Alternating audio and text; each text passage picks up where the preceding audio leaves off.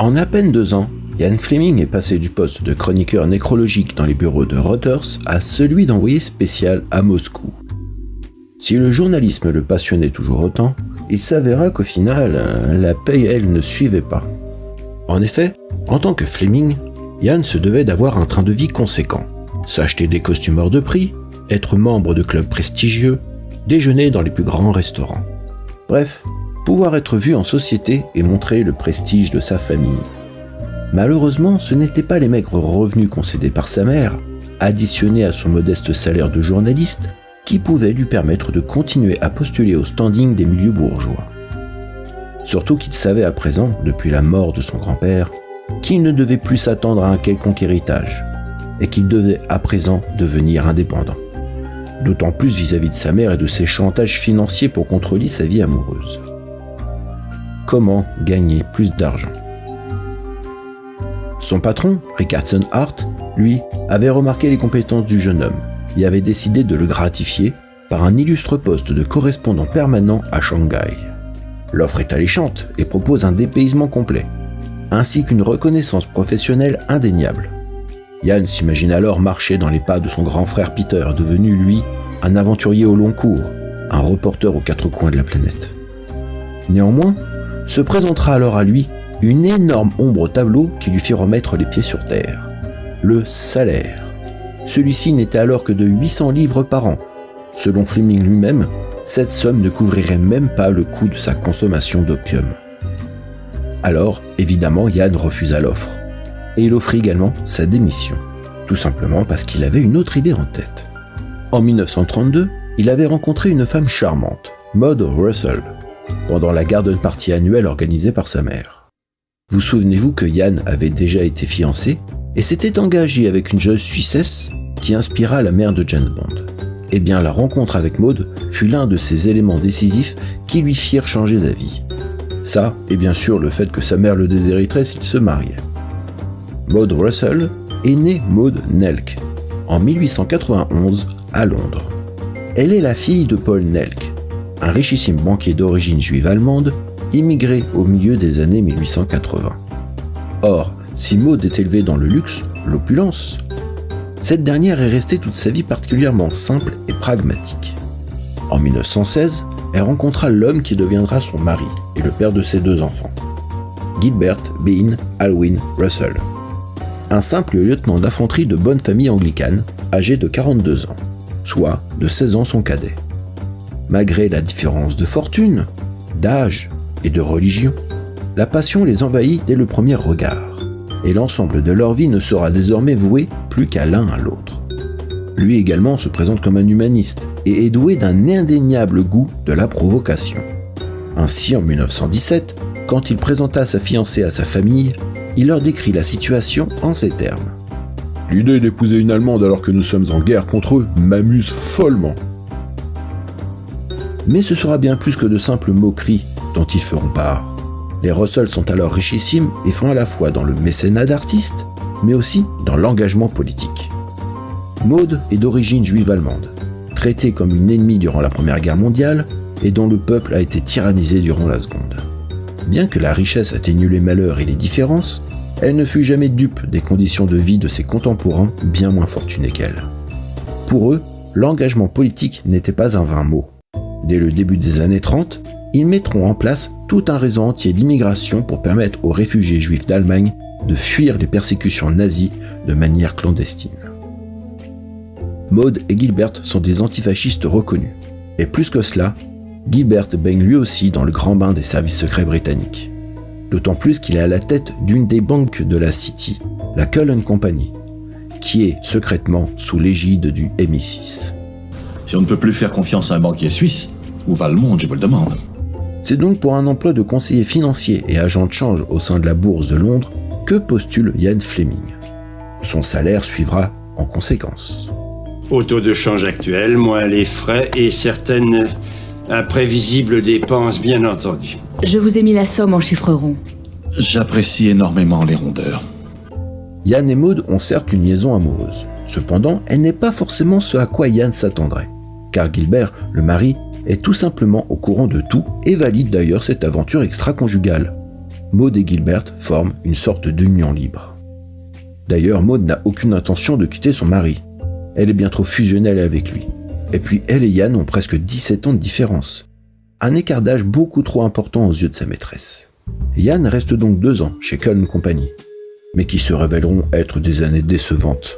Il s'engagera alors vers la banque Rowan Pittman, avec un salaire encore plus confortable.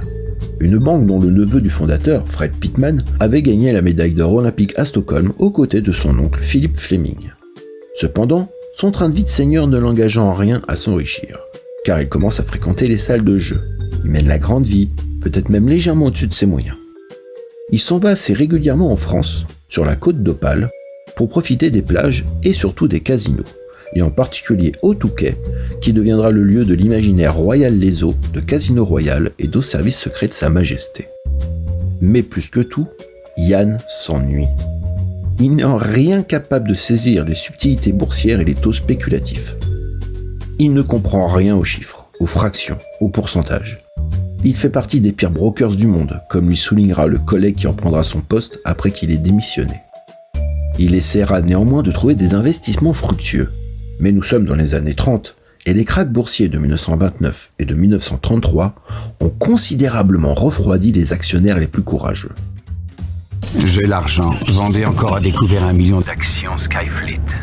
Monsieur, je me dois de vous dire que vous jouez contre le marché. Les opérateurs sont unanimes. Ces actions ne peuvent que grimper.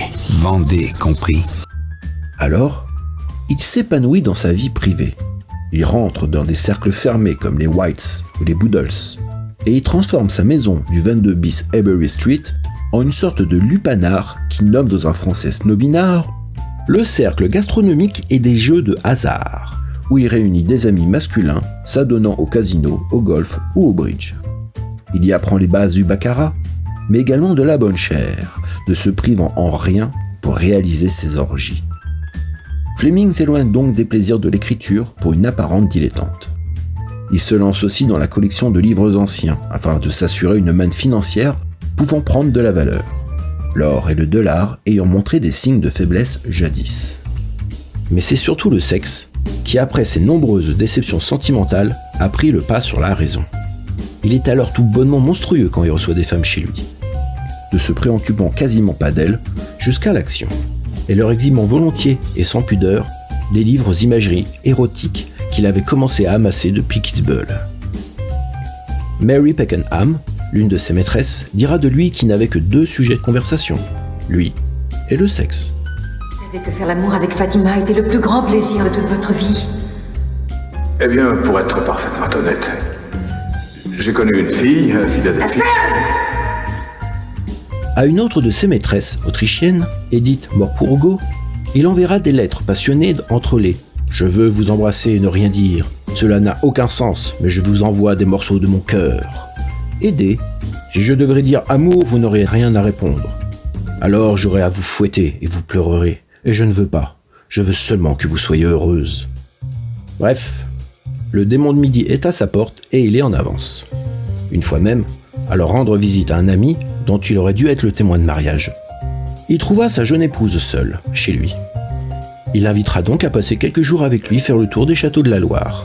Et la semaine se terminant, il la renverra dans le premier train avec une note pour son mari, et certainement ex-ami, lui expliquant qu'elle a été une bonne fille. Or, contrairement aux idées reçues, ce côté mauvais garçon attire plus qu'il ne le dessert. C'est d'un ennui mortel ici, Margot. Il n'y a que des playboys et des tennismen. Si seulement je pouvais rencontrer un homme, un vrai. Elle vous rappellera. Qui êtes-vous? Bond, James Bond. À contrôle exercice de 007. Je me présente dans 1 heure. Vous ne voulez pas vous joindre à moi? Disons plutôt 2 heures. Et ces années-là deviennent pour lui une manne à fantasmes, d'orgies, de marivaudages, ainsi que d'expériences sadomasochistes en tout genre. Tout y passe. Mais avec Maud Russell, bien sûr, les rapports sont totalement différents. Avec elle, pas d'imagerie pornographique, pas de mépris, pas de mensonges, pas de grands textes grandiloquents. Maud est l'une des femmes avec qui il est charmant et attentionné, une de ces femmes qu'il respecte plus que tout. Ian, avec les femmes, est tantôt ange, tantôt démon. Cette dernière, en 1938, lui offrira un magnifique écrin à cigarette en or qu'il gardera sur lui durant toute sa vie, et qu'il décrira dans Bon baiser de Russie. Un étui à cigarette ovale en or avec des crêtes ondulées et le bouton turquoise discret qui signifie Fabergé. Et puis, il y a aussi Muriel Wright, une belle blonde rencontrée au ski en Autriche en août 1935. La famille, apprenant sa relation avec le personnage, enverra son frère chez lui, armé d'un fouet. Mais il ne trouva personne vu qu'ils étaient tous les deux partis en week-end. Les années passant, la situation géopolitique en Europe se tend. Au balcon du Rathaus, l'hôtel de ville de Vienne, un petit homme en colère déclare l'annexion de l'Autriche à l'Allemagne. L'Anschluss. Pour Yann, les bruits de sabre venus d'Allemagne ne sont pas un craint. Il pense à tort que le Führer ne déclarera jamais la guerre, et que ce sont les pressions franco-britanniques qui poussent vers la crise. Pour Yann, le vrai danger, c'est le stalinisme. Le 28 septembre 1938, Yann écrira une lettre ouverte au Times sur les dangers qui guettent son pays, critiquant les décisions du Premier ministre Chamberlain et se questionnant sur les accords de Munich qui devront être signés le lendemain. Ce qui est une réaction assez étonnante dans le fond, car publiquement, Fleming déclare à qui veut l'entendre que la politique ne l'intéresse pas. Peut-être s'est-il à ce moment-là trouvé une autre vocation que l'insouciance. A-t-il écouté Maud et Gilbert sur les dangers du nazisme ?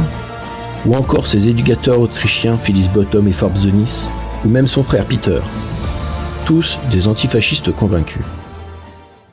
Une année plus tard, il travaillera au bureau 39, au service du Naval Intelligence Department, le NID, une aile des services secrets de la Grande-Bretagne. Sa maîtresse autrichienne, Edith Morpurgo, elle, sera déportée à Auschwitz en 1942, où elle y sera assassinée.